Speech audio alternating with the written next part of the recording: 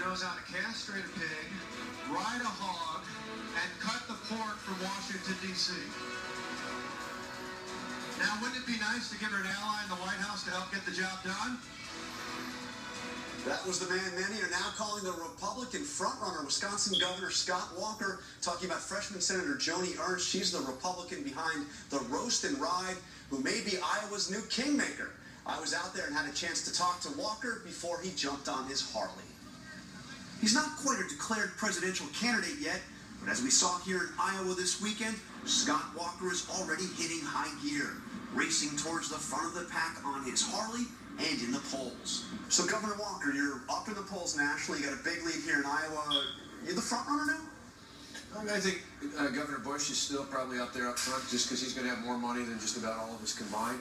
But we're feeling good. But you said not long ago that people don't want an anointed leader in America. They don't want someone who's part of a monarchy or of a legacy. You were talking about Hillary Clinton, but doesn't that apply to Jeb Bush too?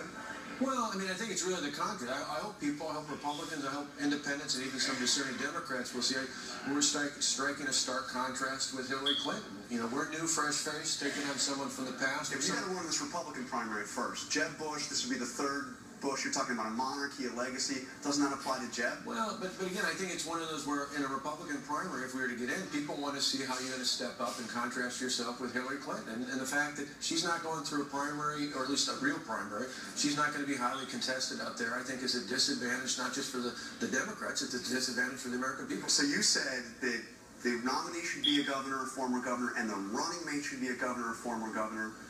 You still believe that? Well, I think overall, governors bring tremendous experience. You know, we have to surround ourselves with a cabinet of people who are smart or smarter than we are in any given issue. I think that's what makes for a successful governor in either party. It's precisely what makes for a successful president in terms of a cabinet and leadership.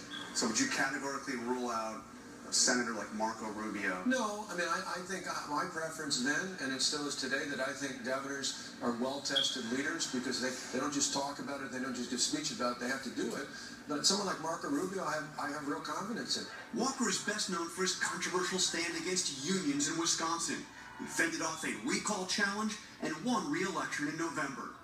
Okay, so one of your central promises was you were going to create 250,000 private sector jobs in Wisconsin. When I asked you about that 2 years ago, you said you would get it done. We're still committed by 2015, which is our goal. It's a little bit less than 2 years away, to get to 250,000. You haven't done it. I mean, you didn't do it. You fell quite a bit short. Yeah, we set a big, bold goal. We went from 8.1% unemployment December before I took office to last month. We nearly cut that in half at 4.4%, well below the national unemployment rate. We're going to continue to aim high, both in our state, and if I was a candidate for President of the United States, I'd aim high as well there. But that was a central promise. You fell significantly short, so should we expect you to fall short in the promises you're making now? You look at all the other promises we made.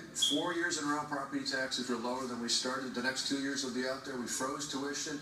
We fixed the budget from $3.6 billion in the hole to surpluses. The rainy day fund's 165 times bigger than we took office. Schools are better. You look at one promise after another, we fulfilled those. But Walker faces questions about his lack of foreign policy experience, including this jab from the president. Perhaps Mr. Walker, after he's taken some time to bone up on foreign policy, will feel the same way. President Obama said you needed to bone up on foreign policy, and I guess you've been doing it. I mean, you've been traveling, you've been talking to foreign policy experts. Yeah, I thought it was interesting for the president to say that the guy who called ISIS the JV squad and Yemen a success story, somehow suggesting someone else should bone up in foreign policy. But we have, you know, we've been to Israel, I talked to David Cameron in the UK, we've been elsewhere. My belief is if I'm even thinking about running for president of the United States, it's not about preparing for debates. It's about being prepared to be the president of the United States. Okay, you've been very critical of how the president's handled ISIS. Some are out there, like Lindsey Graham, saying we should send 10,000 U.S. ground troops right now to Iraq to help with this fight. Do you favor that? No, I think we shouldn't rule anything out. I think that's a big mistake this president has made here and elsewhere about saying how long we would go or how much we would invest. I'm not talking about ruling it out. I'm saying, would you do that? No, I'm not arguing that's the first approach. I can tell you 3 specific things I think we should do in Iraq. First, we should re-engage the strength of the American forces that are there. Once you do that, you empower our the allied forces that are there on behalf of Iraq to reclaim the territory that ISIS has taken. And third, you just need to make sure you do it in a way that doesn't provide safe haven in the places like Syria as you push them out. So you would not send combat troops now to Iraq? No, I don't. I believe right now we have a capacity to reclaim Iraq with the Iraqi forces are there, as long as we unleash the power that's already there of the American armed forces. And you say you wouldn't rule out anything, though. Does that include, I mean, would you rule out a full-blown U.S. reinvasion of Iraq and Syria? I don't think we should ever send a message to our foes as to how far we're willing to go. So you wouldn't rule out a full-blown reinvasion? I would not rule out boots on the ground. I think. No, but I'm asking, would you rule out a full-blown reinvasion of Iraq? If the national interests of this country are at stake, here at risk in this country or abroad, that's to me the standard of what we do for military engagement. Meanwhile, Walker, the son of a preacher, has been courting social conservatives here in Iowa. Many of them concerned about that big decision expected from the Supreme Court this month. If the Supreme Court establishes that same-sex marriage is a constitutional right, does that effectively end this as a political issue in this campaign? Well, I personally believe that marriage is between one man and one woman. If the court decides that, the only next approach is for those who are supporters of marriage being defined as between one man and one woman, is ultimately to consider pursuing a constitutional amendment.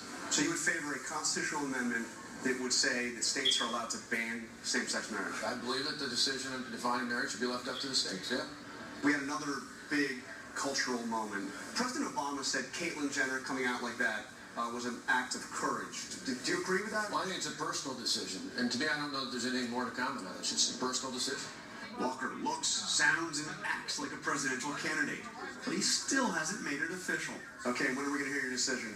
Well, the budget will be done hopefully by the end of June. Shortly thereafter, we'll announce our intentions. Okay, Governor Walker, thank you for joining us. Appreciate it. Good to see you.